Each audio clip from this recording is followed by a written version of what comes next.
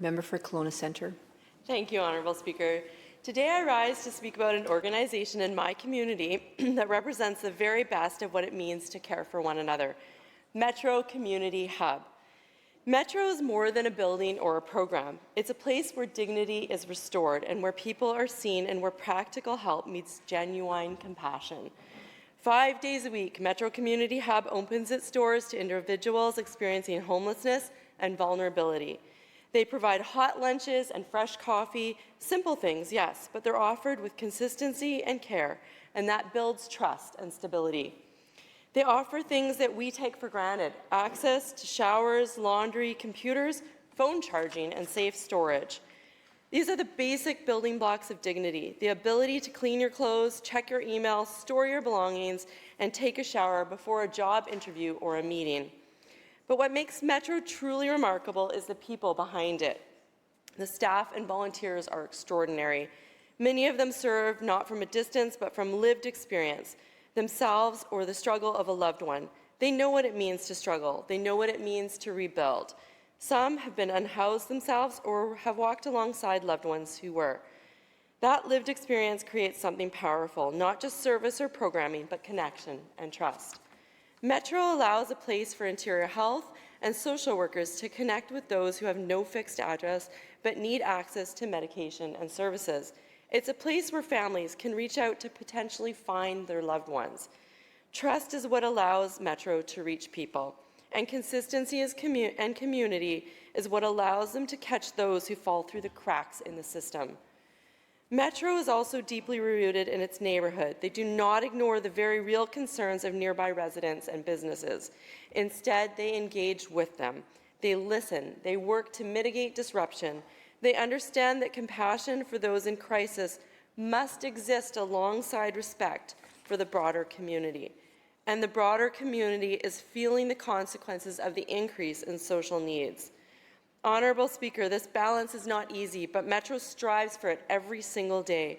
Metro also stands in the gap, offering support to those in danger of becoming homeless. Sometimes they cover rent or groceries. Metro knows that it only takes 14 days for an individual to become entrenched in homelessness, and they know that intervening to prevent this saves lives, dignity, and money in the long run. Metro invites those looking for purpose, yet still living on the streets or in shelters, to come and serve. I've served coffee alongside those trying to improve their lives. I recall the pride with which they signed in to serve the coffee and sandwiches. Metro lets them participate. They give them purpose. I see the individuals take great pride in being able to lend a hand. Everyone needs a place to belong, a purpose and connection. Metro invites individuals still in the struggle into their community and into their church. Honourable Speaker, this is exactly the kind of grassroots, community-driven response to the homelessness that we should be celebrating, supporting, and partnering with. And yet that is not what is happening. Despite meeting eligibility requirements, Metro Community Hub has been denied gaming grant funding, not once, but twice.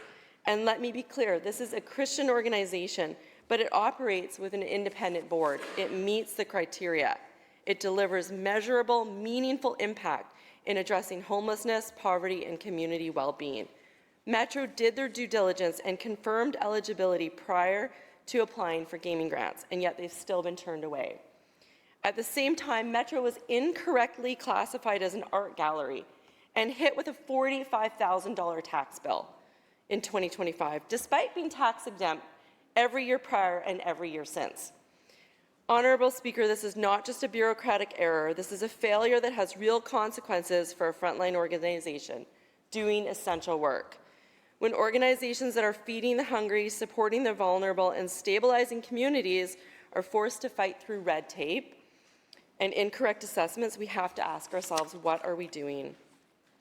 And when those same organizations happen to be faith-based, we must also ask whether they are being treated fairly.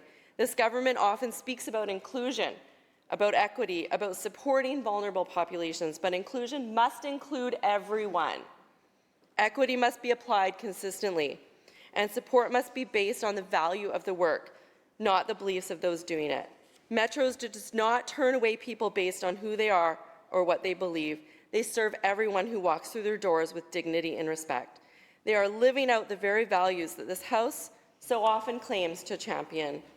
Honourable Speaker, if we're serious about addressing homelessness, not just talking about it, but actually making a difference, then we need to support organizations that are already doing the work. I have written to the Minister of Finance, Tourism, Arts and Culture, and I urge them to help this incredible organization to reverse the charges and grant the grants. Thank you.